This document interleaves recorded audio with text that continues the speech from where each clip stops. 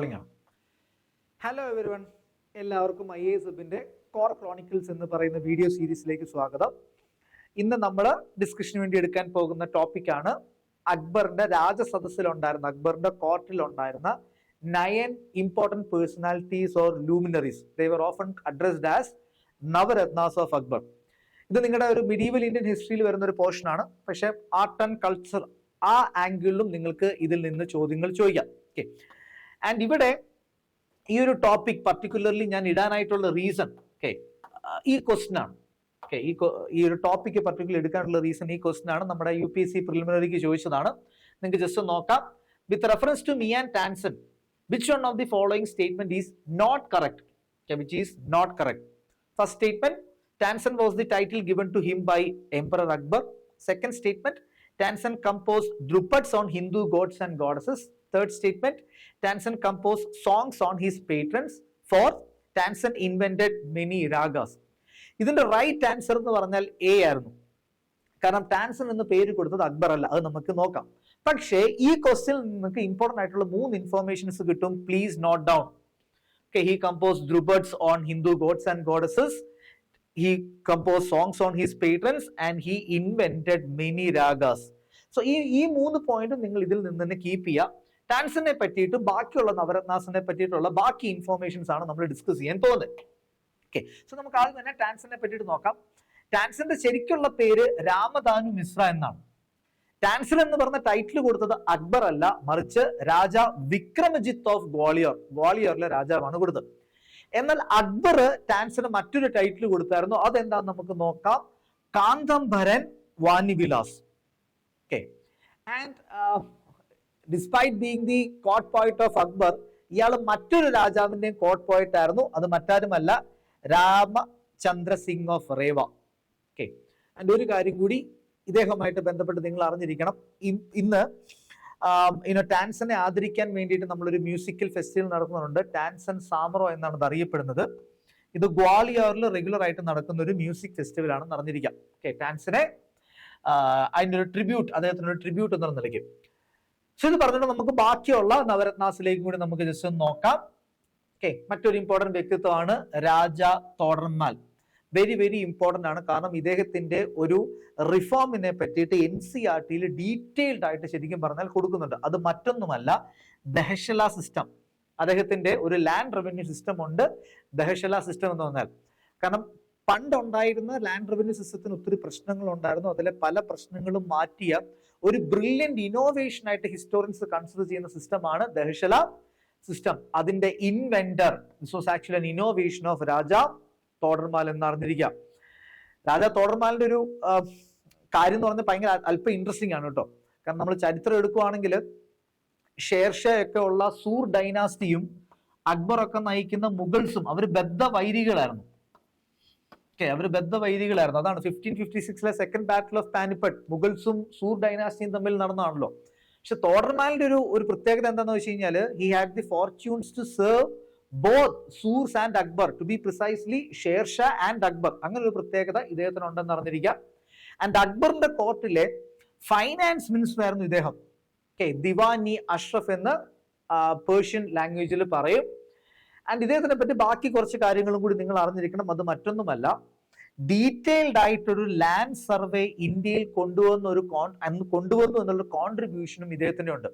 And ഈ land survey നല്ല accurate ആയിട്ടുള്ള ലാൻഡ് റെക്കോർഡ്സ് ക്രിയേറ്റ് ചെയ്തു.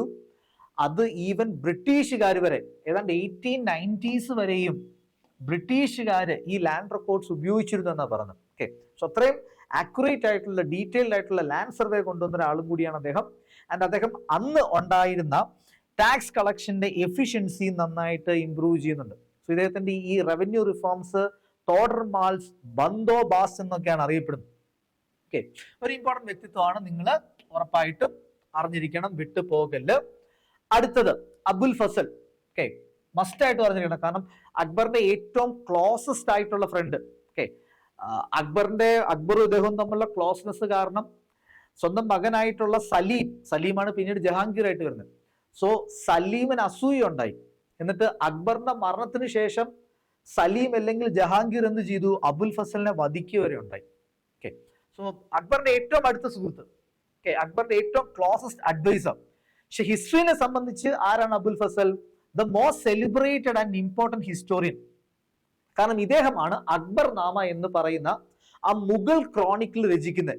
അത് ബേസിക്കലി ബയോഗ്രഫി ഓഫ് അക്ബർ ആണ്, പക്ഷെ അതൊരു മുഗൾ ക്രോണിക്കിൾ ആണ്. ഒത്തിരി എന്താ പറഞ്ഞ നല്ല നല്ല മുഗൾ പെയിന്റിങ്സ് കൊണ്ടൊക്കെ ബ്ലെസ്ഡ് ആയിട്ടുള്ള ഒരു മുഗൾ ക്രോണിക്കിൾ ആണ് അക്ബർ നാമ എന്ന് പറയുന്നത്. ആൻഡ് അക്ബർ നാമ നിങ്ങൾക്ക് ഇമ്പോർട്ടന്റ് ആണ്, കാരണം അഗെയിൻ NCERT ടെക്സ്റ്റ് ബുക്കുകളിൽ ഐനി അക്ബറിനെ പറ്റി പറയുന്നുണ്ട്. നമ്മുടെ രാജാ തോഡർമാലിന്റെ ദഹ്ഷലനെ പറ്റിയിട്ട് ഇൻഫോർമേഷൻ കിട്ടുന്ന ടെക്സ്റ്റ് ആയിട്ട് NCERT പറയുന്നതാണ് ഐനി അക്ബറി. പക്ഷെ നിങ്ങൾ അറിഞ്ഞിരിക്കേണ്ട കാര്യം, അക്ബർ നാമയിലെ 3rd വോള്യമാണ് ഈ ഐനി അക്ബറി എന്ന് പറഞ്ഞത്. ഐനി അക്ബറി സെപ്പറേറ്റ് ഒരു പുസ്തകമല്ല. അക്ബർ നാമ എന്ന് പറഞ്ഞ അക്ബറിന്റെ ബയോഗ്രഫിയിലെ 3rd വോള്യമാണ് ഐനി അക്ബറി. അതിലാണ് നമുക്ക് ദേഷല സിസ്റ്റത്തിനെ പറ്റിയിട്ട് ഇൻഫർമേഷൻ കിട്ടുന്നത്. ഇദ്ദേഹം ആരായിരുന്നു? ഗ്രാൻഡ് വസീർ ഓഫ് ദി എംപയർ ആയിട്ട് വർക്ക് ചെയ്തൊരു ആളാണെന്ന് അറിഞ്ഞിരിക്കുക. And historians are of the opinion that he was the brain behind the many progressive policies adopted by emperor Akbar. So നമ്മൾ അബുൽ ഫസലിനെ പറ്റിയിട്ട് കുറച്ച് കാര്യങ്ങൾ നമ്മൾ പറഞ്ഞു പോയി. And next would be Faizi. നമ്മളിപ്പോൾ പറഞ്ഞ അബുൽ ഫസലിന്റെ മൂത്ത സഹോദരൻ, elder brother of Abul Fazal. ഇദ്ദേഹം ഒരു ഭയങ്കര ഫേമസ് ആൻഡ് സെലിബ്രേറ്റഡ് ആയിട്ടുള്ള പോയറ്റ് ആണ്. Who composed and wrote many ghazals and masnavis. അതുകൊണ്ട് തന്നെ പിൽക്കാലത്ത് അദ്ദേഹത്തിന്റെ ഒരു ടൈറ്റിൽ തന്നെ അക്ബർ കൊടുക്കുന്നുണ്ട്, മാലിക് ഉഷുറ എന്ന് പറയും. ഇത് പോയറ്റ് ലോറേറ്റ് എന്ന് നമുക്ക് വേണമെങ്കിൽ, സെലിബ്രേറ്റഡ് ആയിട്ടുള്ള പോയറ്റ് എന്ന് മലയാളത്തില്, അല്ലെങ്കിൽ പോയറ്റ് ലോറേറ്റ് എന്ന് നമുക്ക് ഇംഗ്ലീഷിൽ പറയാൻ പറ്റും. That is Faizy.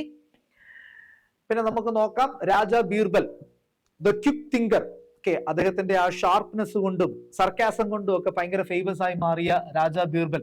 ബീർബലിനെ പൊതുവെ നമ്മൾ അറിയുന്നത് ഫോക്ലോറിലാണ് അല്ലെ. ഇന്ത്യൻ ഫോക്ലോറിലെ ഒരു ഇമ്പോർട്ടന്റ് ഒരു ക്യാരക്ടറാണ് ബീർബൽ. ബീർബൽ അക്ബർ സ്റ്റോറീസ് ഒക്കെ നമ്മൾ ചെറുപ്പകാലത്ത് കേട്ടിട്ടുണ്ട്. ഇദ്ദേഹത്തിന്റെ ശരിക്കുള്ള പേര് മഹേഷ് ദാസ് ആണ്. ആൻഡ് ആഫ്റ്റർ അബുൽ ഫസൽ അക്ബറിനോട് ഏറ്റവും ക്ലോസ് ആയിട്ട് നിന്നയാളായിരുന്നു ആര്? Raja Birbal. Close adviser of Akbar ആണ്. അക്ബർ ഇദ്ദേഹത്തിനെ കവിപ്രിയ എന്നാണ് വിളിച്ചുകൊണ്ടിരുന്നത്, because he was a musician as well. അതുകൊണ്ട് കവിപ്രിയ എന്നാണ് വിളിച്ചുകൊണ്ടിരുന്നത്. ആൻഡ് ബീർബലിന്റെ പ്രത്യേകത എന്താണെന്ന് ചോദിച്ചു, രാജ ബീർബൽ എന്ന് പറഞ്ഞു കഴിഞ്ഞാൽ അക്ബർ കൊടുത്ത ടൈറ്റിലാണ് കേട്ടോ. അക്ബർ കൊടുത്ത ടൈറ്റിലാണ് രാജ ബീർബൽ എന്നും പറഞ്ഞ്. അക്ബർ അദ്ദേഹത്തിനെ കവിപ്രിയ എന്നും വിളിച്ചിരുന്നു. ആൻഡ് ബീർബലിന്റെ ഏറ്റവും സിഗ്നിഫിക്കന്റ് ആയിട്ടുള്ള പോയിന്റ് നിങ്ങൾ അറിഞ്ഞിരിക്കേണ്ടത് ഈ പോയിന്റ് ആണ്. അത് മറ്റൊന്നുമല്ല, അക്ബർ ഒരു കൾട്ട് ക്രിയേറ്റ് ചെയ്തിരുന്നു, ദീനി ഇലാഹി എന്ന് പറഞ്ഞ്. പല ആൾക്കാർ അതൊരു റിലീജിയൻ ആയിട്ട് തെറ്റിദ്ധരിക്കുന്നുണ്ട്. റിലീജിയൻ അല്ല, ഒരു കൾട്ടാണ്. ആ കൾട്ടിൽ ചേർന്ന ഏക ഹിന്ദു അതാണ് രാജ ബീർബൽ. ആൻഡ് ബീർബലുമായിട്ട് ബന്ധപ്പെട്ട ഒരു അഡീഷണൽ ഇൻഫർമേഷൻ കൂടി പറയാനായിട്ട് ആഗ്രഹിക്കുന്നു. അത് മറ്റൊന്നുമല്ല, ഫത്തേപൂർ സിക്രിയിലുള്ള ബീർബൽസ് ഹൗസ്. ഫത്തേപൂർ സിക്രി എന്ന് പറഞ്ഞു കഴിഞ്ഞാൽ അക്ബർ പണി കഴിപ്പിച്ച ഒരു സിറ്റിയാണ്. അതിനകത്ത് ഒത്തിരി മാഗ്നിഫിക്കന്റ് സ്ട്രക്ചേഴ്സ് ഉണ്ട്, ആർക്കിടെക്ചറൽ സ്ട്രക്ചേഴ്സ് ഉണ്ട്, ലൈക്ക് ബുലന്ദ് ദർവാസ, പഞ്ച് മഹൽ, ഇബാദത് ഖാന, ദിവാനിയം, അങ്ങനെ ഒത്തിരി ഇൻട്രസ്റ്റിംഗ് ആയിട്ടുള്ള സ്ട്രക്ചേഴ്സ് ഉണ്ട്. ആ സ്ട്രക്ചേഴ്സിൽ ഒരെണ്ണം ഉണ്ട് ബീർബൽസ് ഹൗസ്. അതും ഒരു മാഗ്നിഫിക്കന്റ് ഒരു ആർക്കിടെക്ചറൽ മാർവലാണ്. It is actually an important structure within Fatehpur Sikri. So ഇങ്ങനത്തെ കാര്യങ്ങൾ നിങ്ങൾ ഇദ്ദേഹവുമായിട്ടും അറിഞ്ഞിരിക്കണം. And next would be Abdul Rahim. Next would be Abdul Rahim. Abdul Rahim മറ്റാരുമല്ല, അക്ബറിന്റെ ഫോസ്റ്റർ ഫാദർ എന്നൊക്കെ നമ്മൾ വിളിക്കുന്ന ബൈറം ഖാന്റെ മകനാണ്. അദ്ദേഹത്തിന് ഈ ഖാനി ഖാനൻ എന്ന് പറയുന്ന ടൈറ്റില് വരുന്നതിന്റെ കാരണം അദ്ദേഹം പാവപ്പെട്ടവരെ അകമഴിഞ്ഞ് വളരെ വിനയത്തോടു കൂടി സഹായിച്ചിരുന്നു. ഇപ്പൊ അദ്ദേഹം ശരിക്കും പറഞ്ഞു കഴിഞ്ഞാൽ ഒരാൾക്കൊരു ദാനധർമ്മം ചെയ്യുമ്പോൾ എന്താ പറയുന്നത്, ആ കിട്ടുന്ന ആൾക്കൊരു മടി ഉണ്ടാവുമല്ലോ അത് മേടിക്കാനായിട്ട്. അതുകൊണ്ട് അങ്ങനെ കിട്ടുന്ന ആളുടെ മുഖത്ത് പോലും നോക്കത്തില്ല, തല കുനിച്ച് അദ്ദേഹം ദാനധർമ്മങ്ങൾ നടത്തുമായിരുന്നു. സോ അദ്ദേഹത്തിന്റെ ജനറോസിറ്റി കാരണം അദ്ദേഹത്തിന് കിട്ടിയ ടൈറ്റിലാണ് ഖാനി ഖാനൻ. ആൻഡ് ഇദ്ദേഹം ഒരു ഗ്രേറ്റ് പോയറ്റ് ആണ്. ഇദ്ദേഹം ഒരു ഗ്രേറ്റ് പോയറ്റ് ആണ് for his Hindi dohas. He created many Hindi dohas. അതെന്ന് പറഞ്ഞാൽ കപ്ലെറ്റ്സ് എന്ന് പറയാം. ഇംഗ്ലീഷിൽ നമുക്ക് അതിനെ കപ്ലെറ്റ്സ് എന്ന് പറയാം. ആൻഡ് ഇദ്ദേഹം നല്ലൊരു ആസ്ട്രോണോമറും കൂടിയായിരുന്നു. He was a great astronomer as well. ആസ്ട്രോണമിയിൽ അദ്ദേഹം 2 ഇമ്പോർട്ടൻറ്റ് ടെക്സ്റ്റ് ബുക്കുകൾ രചിച്ചിട്ടുണ്ട്. ആൻഡ് അബ്ദുൾ റഹീമിനെ പറ്റി മറ്റൊരു ഇൻട്രസ്റ്റിംഗ് സ്റ്റോറിയും കൂടി പറഞ്ഞുതരാം. അബ്ദുൾ റഹീം ശരിക്കും പറഞ്ഞാൽ അദ്ദേഹത്തിന്റെ സ്റ്റെപ്പ് മദർ, അബ്ദുൾ റഹീമിന്റെ സ്റ്റെപ്പ് മദർ, അതായത് ബൈറം ഖാന്റെ മറ്റൊരു ഭാര്യ, അബ്ദുൾ റഹീമിന്റെ സ്റ്റെപ്പ് മദറിനെ പിന്നീട് ആര് വിവാഹം കഴിക്കുന്നുണ്ട്? അക്ബർ വിവാഹം കഴിക്കുന്നുണ്ട്. അങ്ങനെ നോക്കുവാണെങ്കിൽ അക്ബർ ആരാണ്? ഇദ്ദേഹത്തിന്റെ സ്റ്റെപ്പ് ഫാദർ കൂടിയാണ്. അങ്ങനെ കുറച്ച് ഇൻട്രസ്റ്റിംഗ് കാര്യങ്ങൾ ഇവിടെ വരുന്നുണ്ട് എന്ന് അറിഞ്ഞിരിക്കുക. ആൻഡ് അബ്ദുൽ റഹീം നമുക്ക് പൊളിറ്റിക്കൽ ഹിസ്റ്ററിയിൽ ഭയങ്കര ഇമ്പോർട്ടന്റ് ആണ്. കാരണം അക്ബറിന്റെ ഒരു ഇന്നോവേഷൻ ഉണ്ട്, ഒരു അഡ്മിനിസ്ട്രേറ്റീവ് റീസ്ട്രക്ചറിങ് ഉണ്ട് അല്ലേ, mansabdari system. And this person was so instrumental in the implementation and execution of Mansabdari system.